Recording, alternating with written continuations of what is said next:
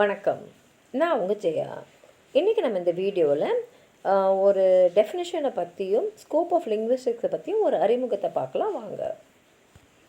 வீடியோக்குள்ளே போகிறதுக்கு முன்னாடி இந்த வீடியோவை லைக் பண்ணுங்கள், உங்கள் ஃப்ரெண்ட்ஸோடு ஷேர் பண்ணுங்கள். சப்ஸ்கிரைப் பண்ணாதவங்களாம் ப்ளீஸ் சப்ஸ்கிரைப் பண்ணி சப்போர்ட் பண்ணுங்கள். கூடவே சேர்ந்து ஹை பட்டனையும் கிளிக் பண்ணிவிடுங்க. இப்போது definition and scope of linguistics. இப்போ லிங்குவிஸ்டிக்ஸ்னால் என்ன, அதனால் என்ன எதிர்காலத்தில் நமக்கு கிடைக்கும் அப்படின்றது தான் இங்கே பார்க்க போகிறோம். இதுக்கு ஒரு அறிமுகம் தான் இது. இன்னும் டீட்டெயிலாக நம்ம வரக்கூடிய வீடியோஸில் பார்க்கலாம். இப்போ லிங்குவிஸ்டிக்ஸ்னால் என்னென்னா, உலகத்தில் நிறைய மொழிகளை மக்கள் பேசுகிறாங்க.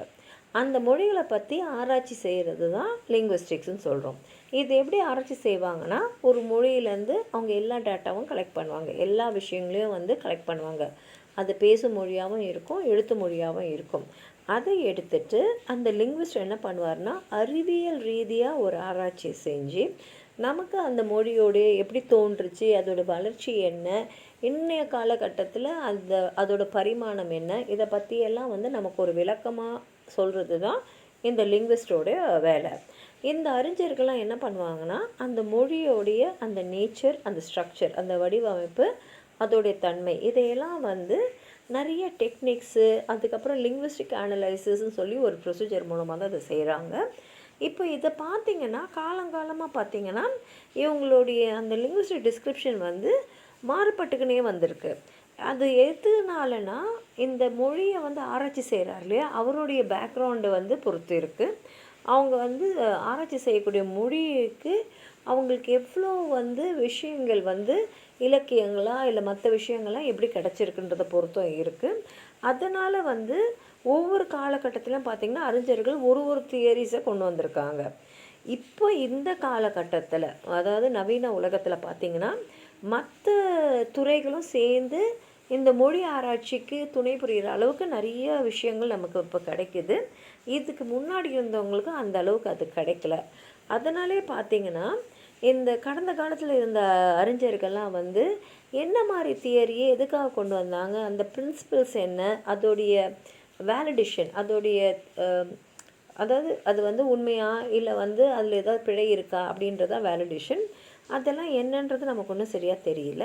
அதே சமயத்தில் அவங்க என்ன எக்ஸ்பெரிமெண்ட் பண்ணாங்க, அவங்களோட ஹைப்போதீசிஸ் என்ன, அதாவது எந்த இதை வச்சு, ஆதாரத்தை வச்சு அவங்க இந்த விஷயத்தை கொண்டு வந்தாங்க அப்படின்றதும் இன்றைக்கும் நமக்கு தெரியல.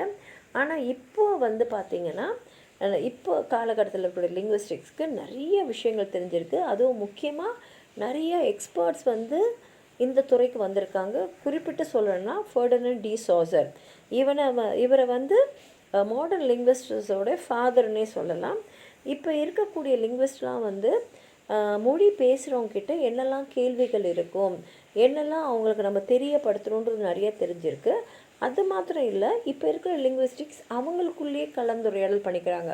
அதனால் பல்வேறு மொழிகளை ஆராய்ச்சி செய்கிறவங்களும் மற்ற மொழி ஆராய்ச்சி செய்கிறவங்களோடு கலந்துரையாடி எப்படிலாம் அவங்க அந்த மொழி ஆராய்ச்சியில் ஈடுபடுறாங்க, அப்போ நம்ம மொழியை நம்ம எப்படி ஆராய்ச்சி செய்யணும் அப்படின்ற ஒரு தெளிவோடு அவங்க மொழிக்கான அந்த குணாதேசங்கள் என்ன, அந்த மொழியோடைய வளர்ச்சி, அந்த பன்முகத்தன்மை, இதெல்லாம் ரொம்ப அருமையாக இப்போ வெளிப்படுத்திக்கிட்டு இருக்காங்க. இது வரைக்கும் இன்ட்ரடக்ஷனில் இது வரைக்கும் பார்த்துருக்கோம். அடுத்தடுத்த வீடியோஸில் இன்னும் தெளிவாக பார்க்கலாம். உங்களுக்கு எதாவது சொல்லணும்னு நினச்சிங்கன்னா கீழே இருக்கிற கமெண்ட் பாக்ஸில் எழுதுங்க.